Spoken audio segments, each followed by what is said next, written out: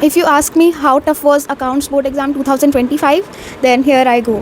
सो जैसे ही हम लोग का बोर्ड एग्ज़ाम ख़त्म हुआ अकाउंट्स का, एंड एग्जामिनर ने लास्ट आंसर स्क्रिप्ट कलेक्ट की, पूरे हॉल में everyone was discussing about the paper, like the type of questions, what was it, like it went horrible for the major crowd. It was so difficult, and we came down.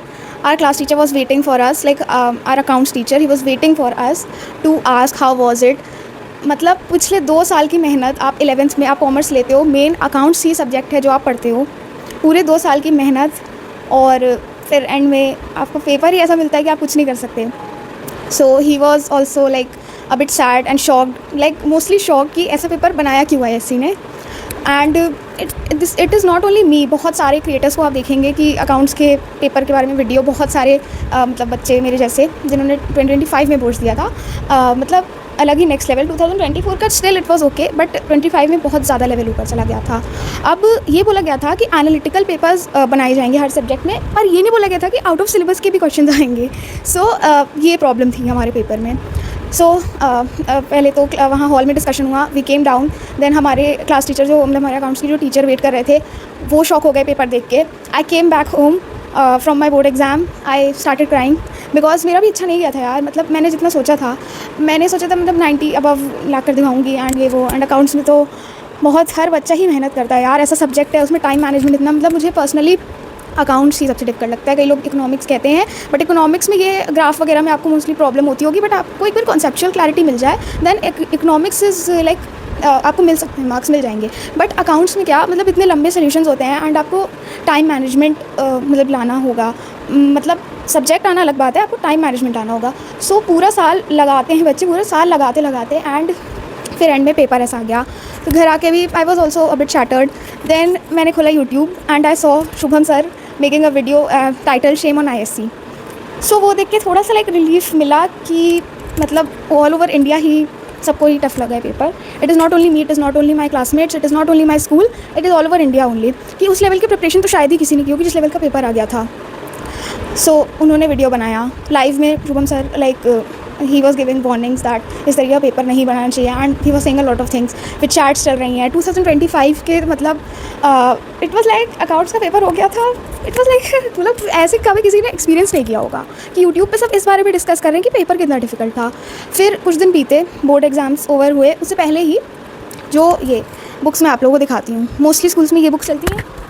Thickness दिख रही है आप लोगों को, ये volume 2 है, ये है वॉल्यूम 1. अब जो इसके वो ऑथर है बुक के, DK गोयल, उनका मेल आया इतना लंबा चौड़ा शुभम सर के पास कि मतलब जिन्होंने बुक लिखी है वो भी कह रहे हैं कि क्वेश्चन पेपर यूज़लेस था, इतना डिफ़िकल्ट बनाना यूज़लेस था. बट स्टिल अब उन्होंने बनाया, जिसने भी बनाया, किस लिए बनाया, क्या चैलेंज करने के लिए बनाया, वो किसी को नहीं पता.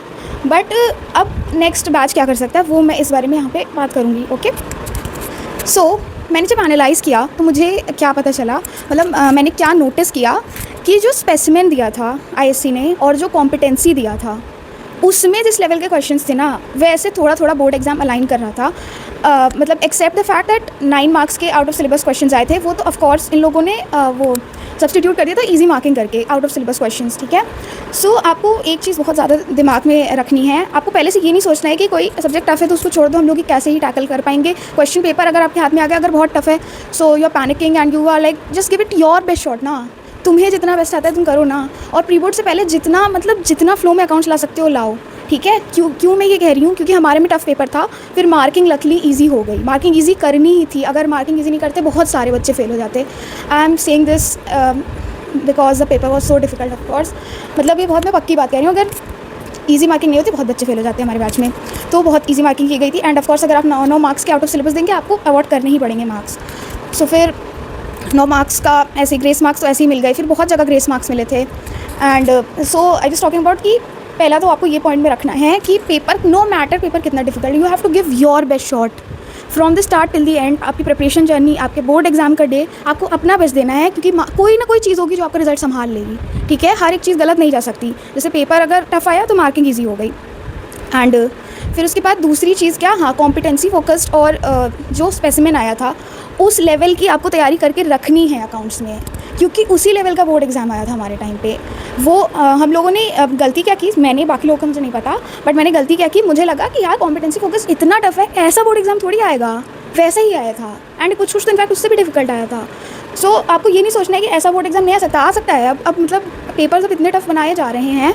सो आपको कॉम्पिटेंसी फोकस और स्पेसिमेन जो है, जितनी स्पेशली स्पेसिमेन जितना टफ लेवल उसमें है, उतना टफ लेवल आपको आना चाहिए, उस लेवल की प्रिपरेशन आपको करनी चाहिए। Despite the fact that the paper was so difficult, there are students who have secured 98 on 100, 97 on 100, 99 on 100। अब 100 on 100 मुझे किसी का नहीं पता, बट लोगों के आए हैं। क्यों? क्योंकि वो स्टार्टिंग से एंड तक लगे थे ईयर के कि नहीं मुझे लाने हैं, एंड उन्होंने अपना बेस्ट शॉट दिया एग्जाम में, ईजी मार्किंग हुई एंड रिजल्ट सामने हैं।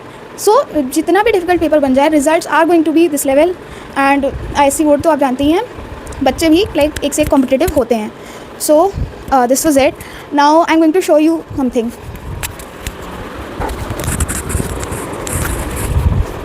You see this file of notebooks? 1, 2, 3, 4, 5, 6. These were the amount of spirals and notebooks I had filled while preparing for my 12th accounts board exam. And इसके अलावा मतलब जो हमारे notes बनाते थे सर क्लास में वो अलग, इसके अलावा भी आई एम श्योर नोटबुक्स होंगी, वो मुझे मिली नहीं, बट इतने सारे मैंने लगाए थे। एंड आई एम श्योर जो बच्चा सीरियस है उसकी इतनी नोटबुक्स भर जाती होंगी अकाउंट्स लगाते लगाते, क्योंकि इतने लंबे सोल्यूशंस होते हैं। एंड ऑफ कोर्स अपनी बुक की थिकनेस देखी ली।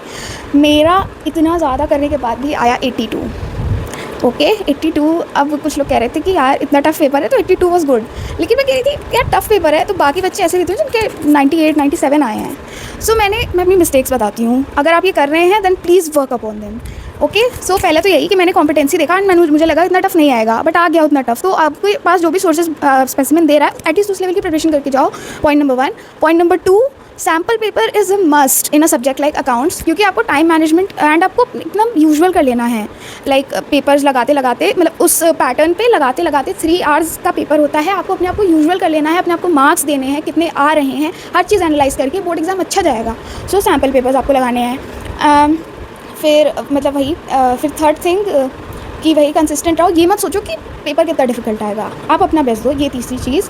एंड मोस्ट प्रोबेबली आपका पेपर हमारे जितना डिफिकल्ट नहीं आएगा, क्योंकि हमारे में ऑलरेडी इतनी सारी चीज़ें हो गई। आपका मोस्ट प्रोबेबली ईजी बनाएंगे, हम लोग से तो ईजी बनाएंगे, नहीं बनाएंगे then also don't worry. And this was it for this video. Thank you for listening to my short rant and all the best for accounts and for all the other subjects. These were the few points that I wanted to throw light on. Okay, thanks.